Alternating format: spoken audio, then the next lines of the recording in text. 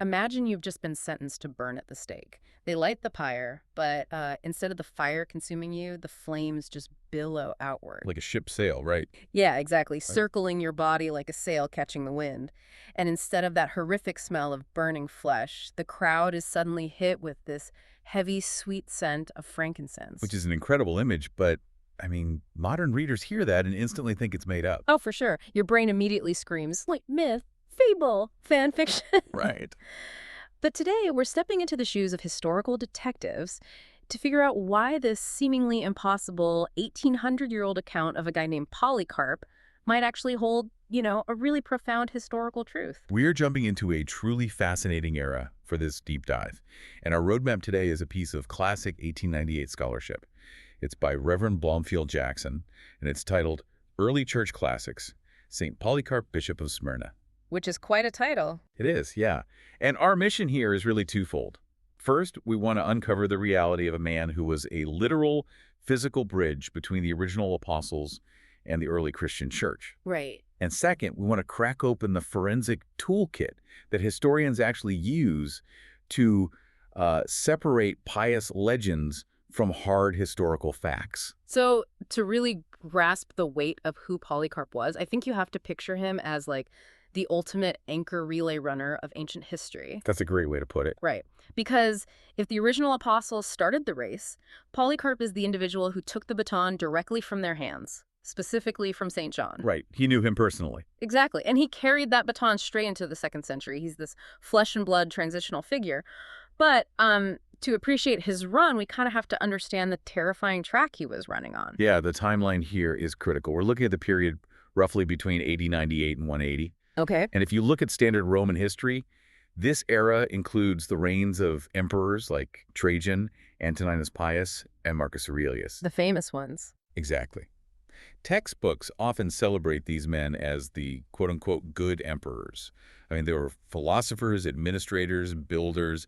They brought immense stability to the Roman Empire. Which creates a massive paradox, right? Because for the early church, living under these enlightened philosopher kings was just an absolute bloodbath. It really was. And the mechanics of that persecution are vital to understand. So Christianity was not a religio licita. Meaning a legally recognized religion. Right, exactly. The Roman state viewed religion and civic loyalty as the exact same thing. Oh, I see. So if you didn't offer a pinch of incense to the state gods or, the emperor's genius, Yeah. you weren't just being religiously stubborn. You were actually committing treason. Because you're a threat to the stability of the whole empire. Exactly.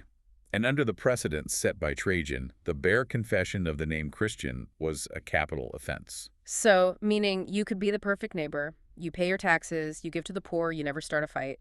But if someone simply points a finger at you, your life is basically over. Precisely. Yeah. And the crazy part is, there was no active police force hunting them down in some systematic empire-wide sweep at this time. Wait, really?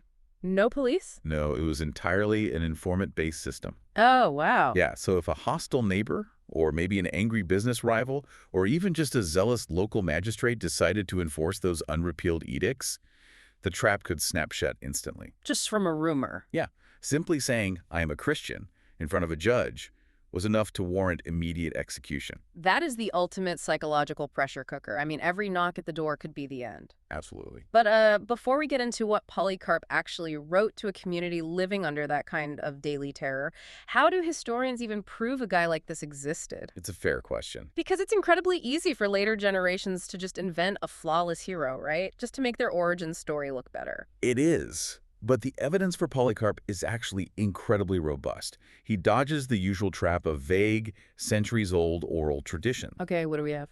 We have the written accounts of Irenaeus, dating to around AD 200. And Irenaeus actually grew up in Lower Asia and personally knew Polycarp.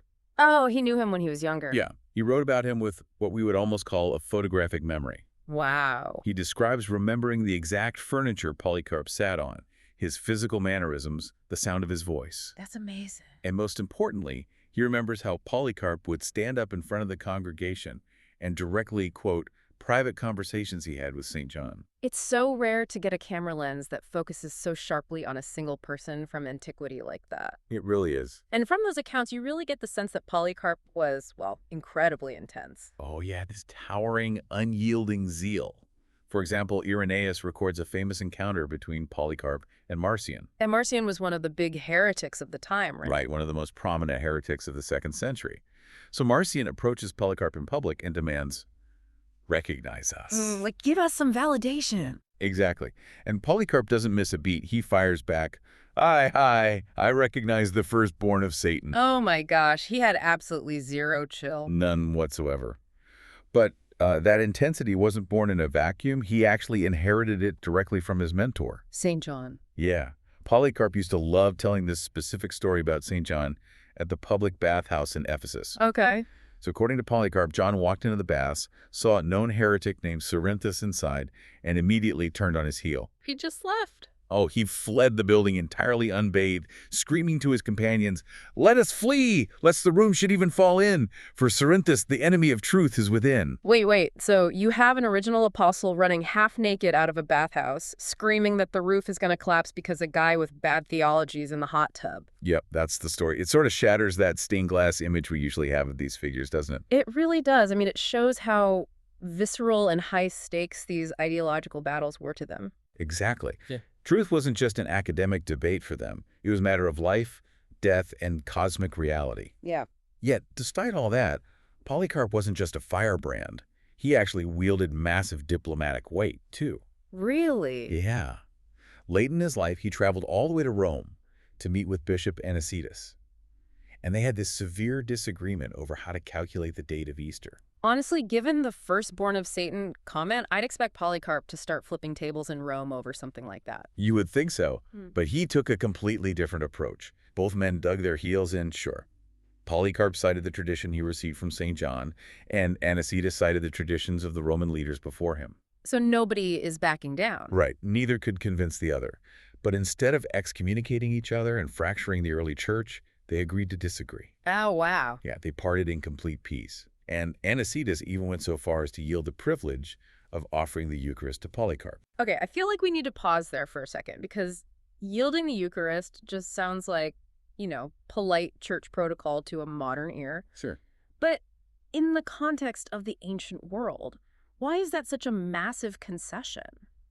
Well, think of it like a sitting U.S. president inviting a visiting foreign dignitary into the Oval Office. Okay. And then insisting that the guest sit behind the resolute desk to sign a document. Oh, wow. That's a huge deal. It is. The Eucharist was the absolute center of Christian authority and unity. By stepping aside and letting a visiting bishop preside over it in his own city, the Bishop of Rome was making a staggering public display of deference. He's handing over the reins. Exactly. It was Anicetus signaling to the entire Roman congregation, "Look, I disagree with this man's calendar, but I completely submit to his spiritual authority and his direct connection to the apostles." That paints a picture of a guy who just commands universal respect. Absolutely. But, I have to push back here on behalf of anyone listening who might be naturally skeptical. Go for it. We have a guy who shakes hands with apostles, verbally destroys famous heretics, and commands the absolute respect of Rome. Yeah.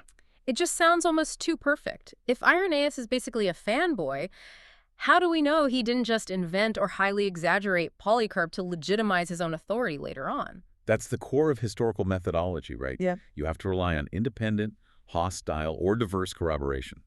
And Polycarp hits all those marks perfectly. Okay, so it's not just Irenaeus. Not at all. He doesn't just exist in Irenaeus' memories. We have letters from Ignatius of Antioch, written around AD 110, specifically addressed to him. Right. Polycrates, another major bishop, writes about him. The church in Carthage had records of him. And it wasn't just his allies writing about him either, right? Exactly. Yeah. The most compelling proof of his massive cultural footprint actually comes from a pagan satirist named Lucian of Samosata. A satirist. Yeah. Around AD 165, Lucian wrote this biting comedy called The Death of Peregrinus. And it essentially mocked the idea of Christian martyrdom. Scholars analyzing the text have found that Lucian was almost certainly parodying the widely circulated reports of Polycarp's death. Oh, that's fascinating. Right. When a hostile comedian in a totally different region of the empire is writing parodies about your execution, Yeah. I mean, it is an ironclad guarantee that you are a real, highly influential historical figure. So the man is undeniably real, which naturally brings us to his surviving written work, the Epistle to the Philippians. Yes. But I mean, just because a letter has his name on it doesn't mean he actually held the pen.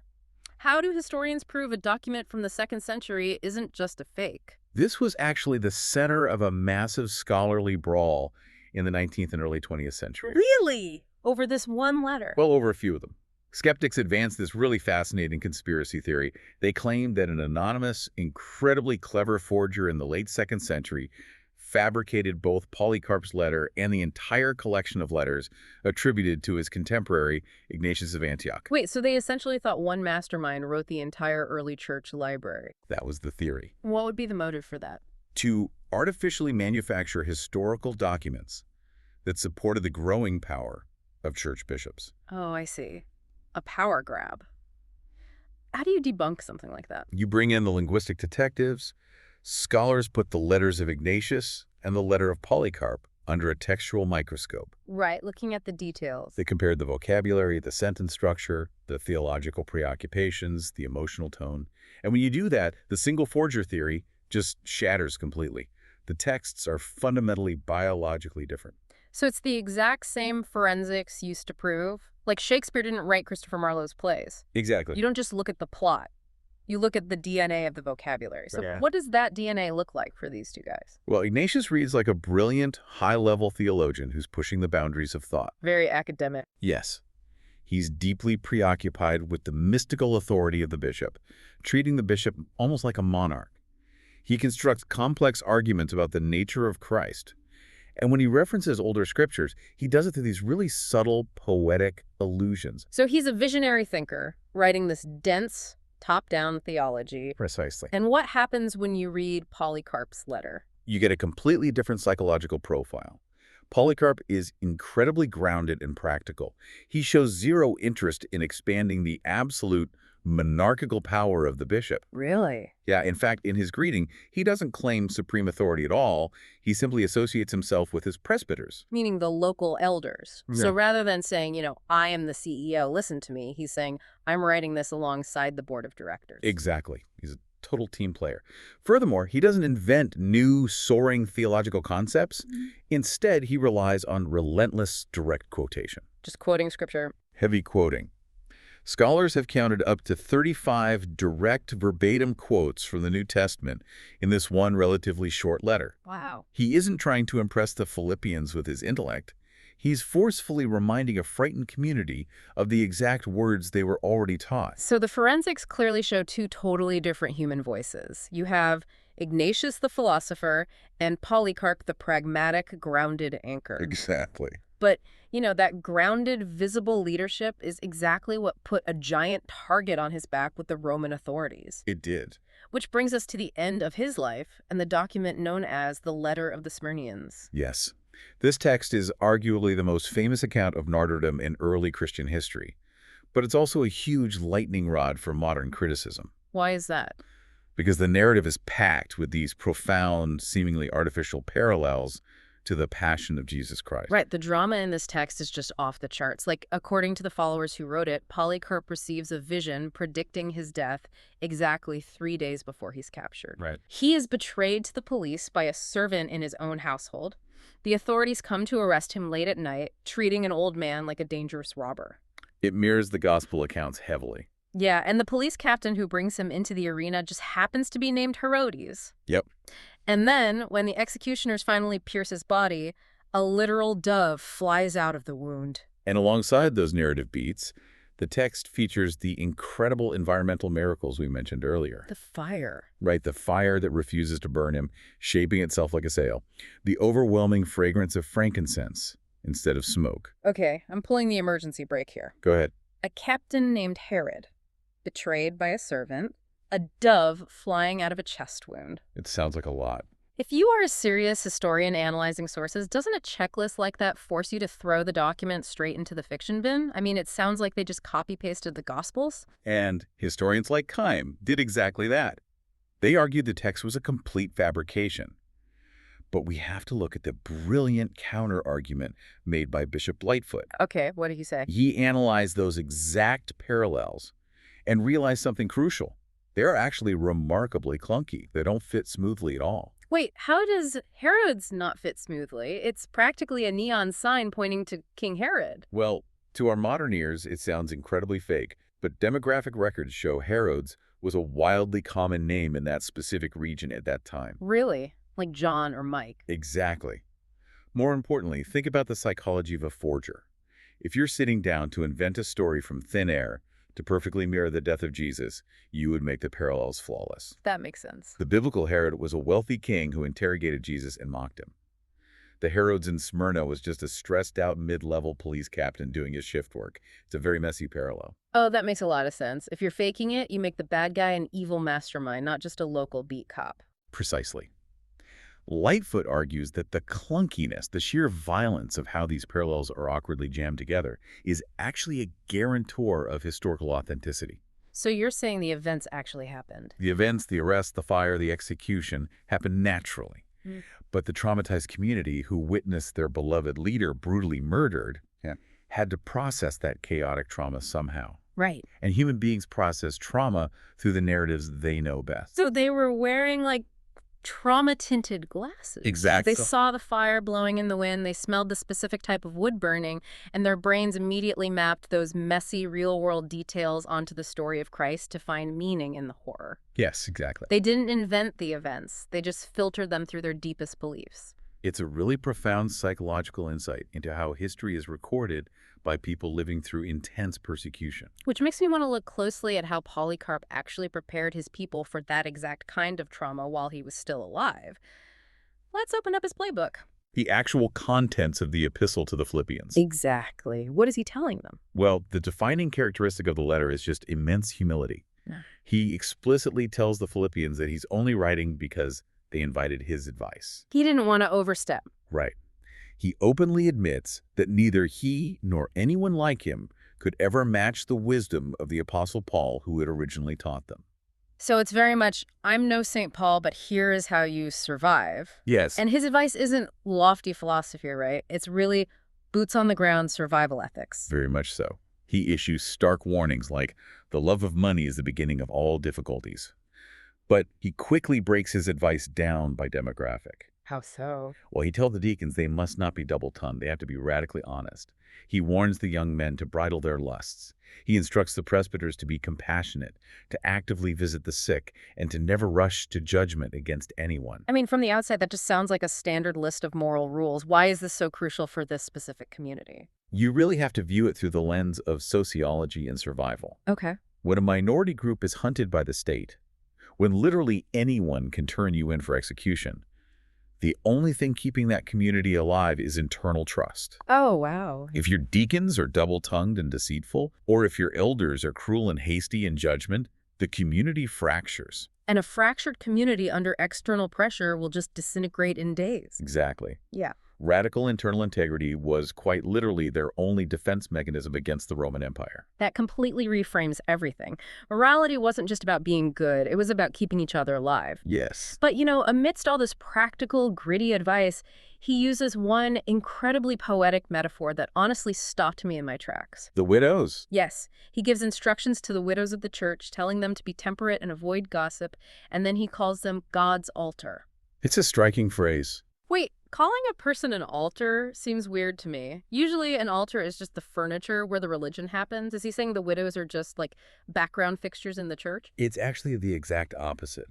To understand the power of that phrase, you have to strip away our modern sanitized view of religion. Okay.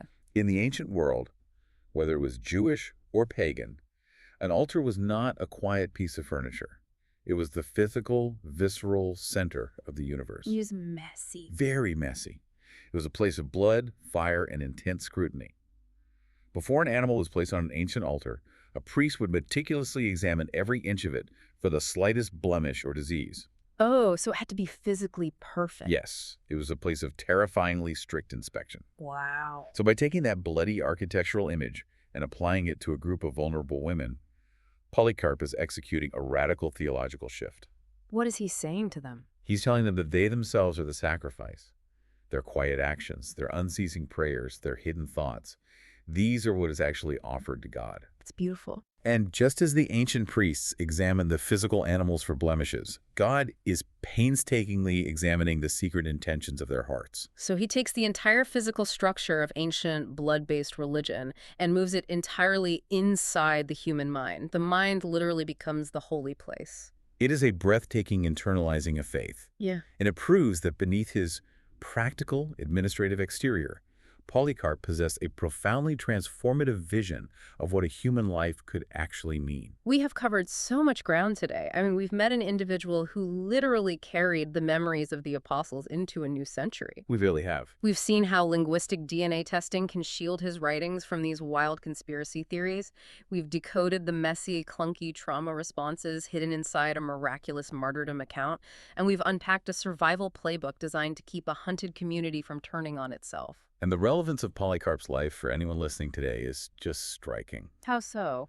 We often assume that massive historical shifts are driven purely by sweeping miracles or impenetrable, high-minded philosophy. Right, the big stuff. Yeah, but the reality is that movements survive because of practical organization. They survive because leaders maintain careful records. And they stick to their principles. Exactly.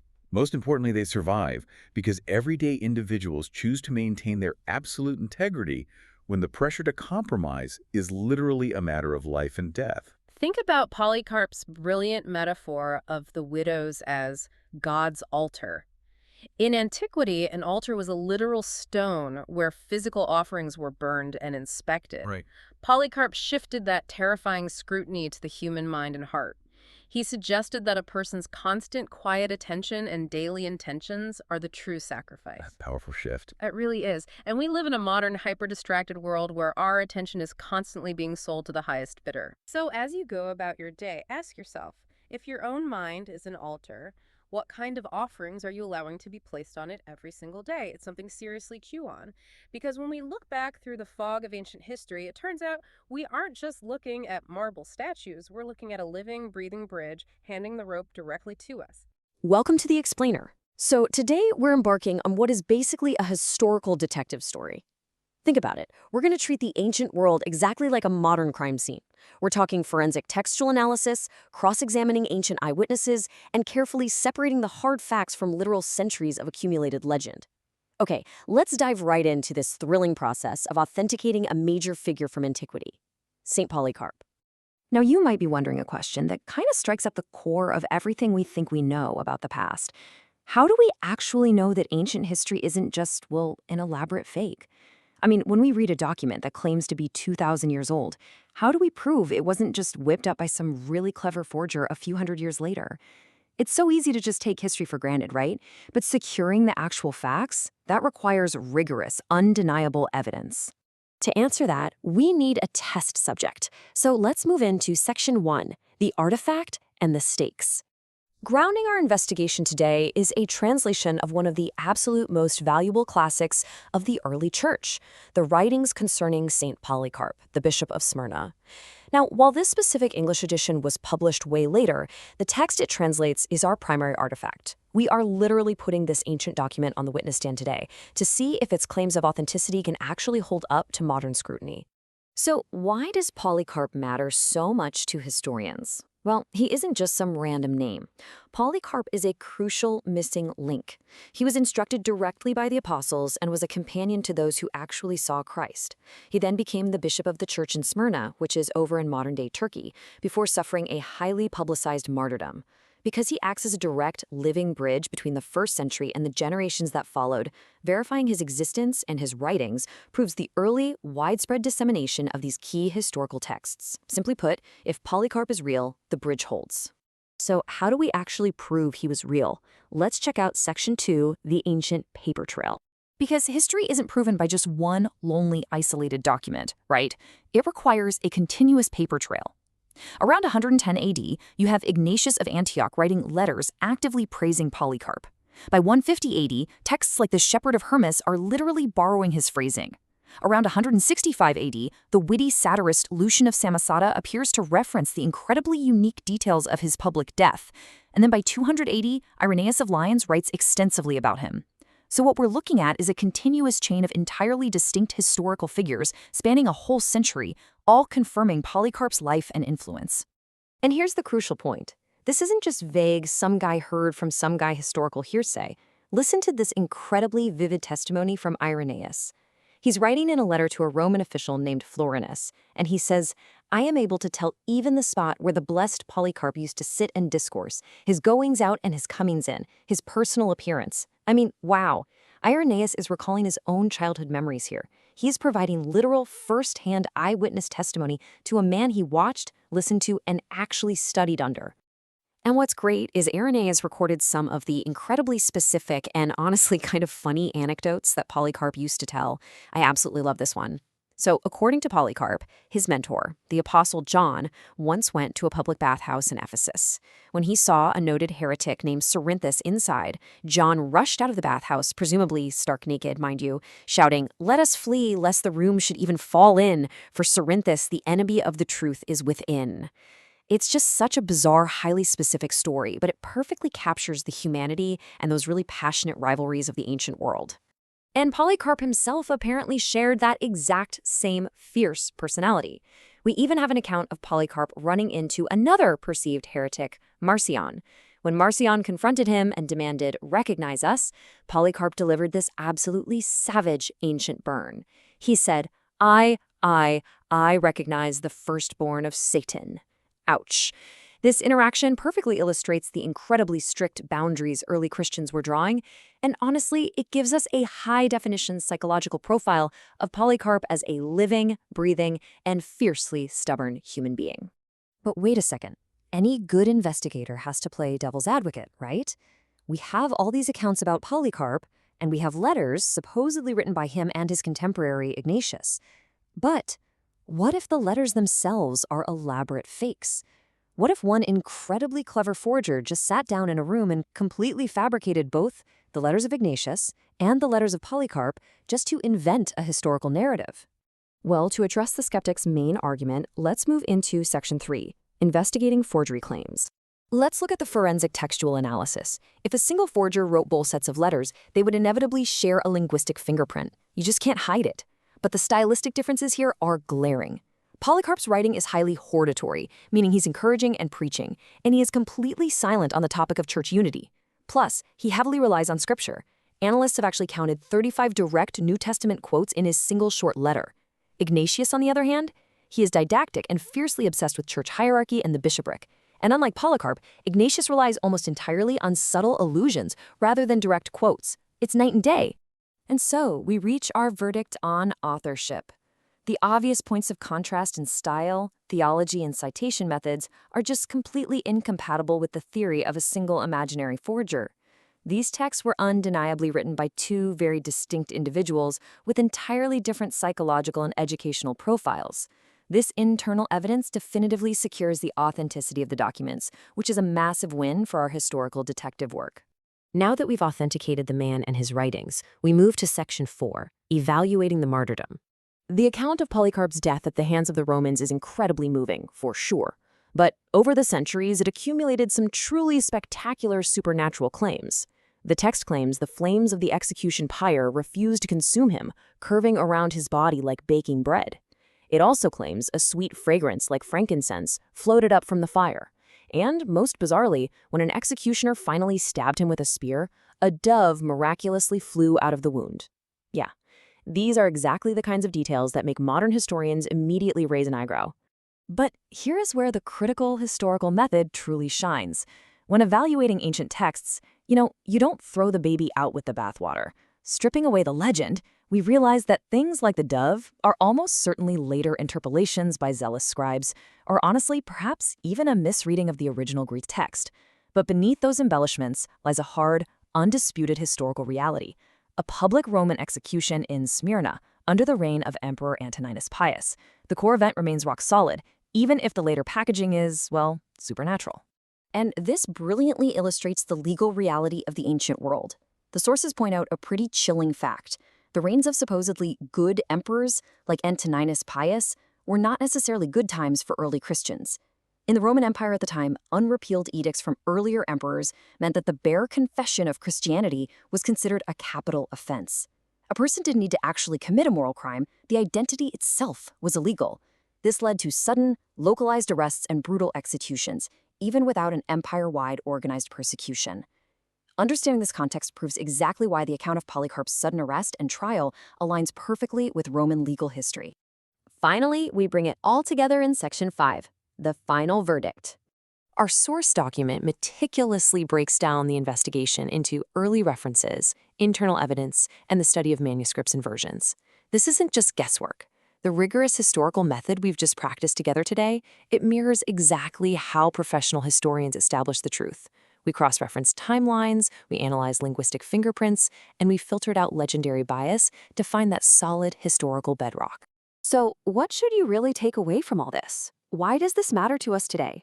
Because understanding exactly how we verify Polycarp's existence gives us the ultimate blueprint for how we know any ancient history is real.